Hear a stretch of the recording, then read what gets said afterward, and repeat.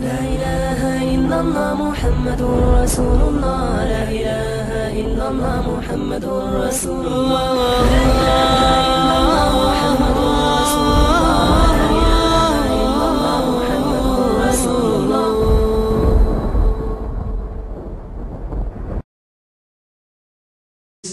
Then mira, which is argumentation.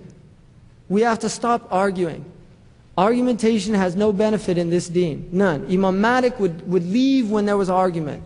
If people start arguing. And somebody, I'll tell you, and I'm just starting to get, people have to realize, if somebody has studied the deen for several years, and you have not, you cannot argue with that person. Even if you disagree with them. Because you do not have the requisite information to argue with that person. Argumentation is something that is makruh amongst the ulama, but it's haram amongst the awam, according to the ulama. And this is why Imam al-Ghazali said, leave knowledge to the ulama. Leave knowledge to the ulama. That does not mean don't become a scholar. But what it means is if you're not an alim, don't start speaking about knowledge because you don't have it. And this is why Imam al-Bukhari says, Bab al-ilmi qabla al-qawli wal-amal, the book or the chapter of knowledge before speaking or doing anything. So really, we have to guard our tongues about argumentation. I mean, there's people argue all the time now. And this is why Imam Ali was asked, how do you know a man? He said, if he speaks, I know who he is instantly. And if he shuts up, I'll work it out in a day. Right? Somebody speaks, he'll expose himself immediately. Either he's a fool or he's an intelligent person, because a man lies hidden under his tongue.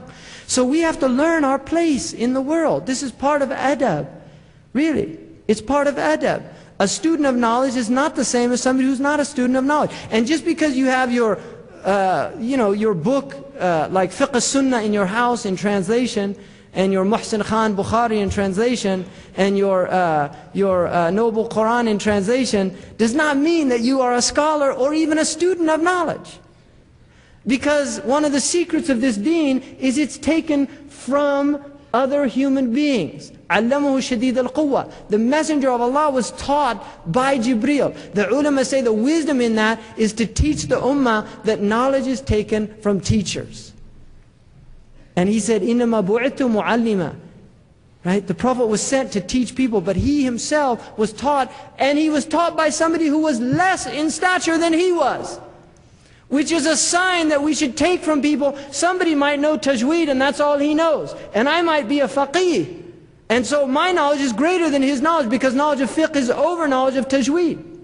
But I have to humble myself if I don't know tajweed and go to him and have him teach me tajweed. We have to be humble, and you cannot learn.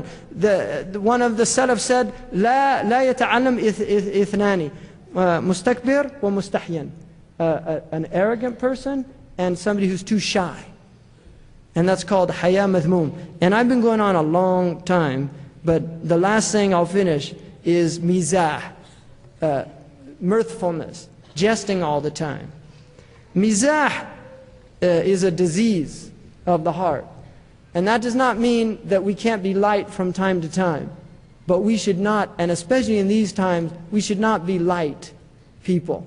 We have to be weighty people, because we've been given a great amana, a great weightiness.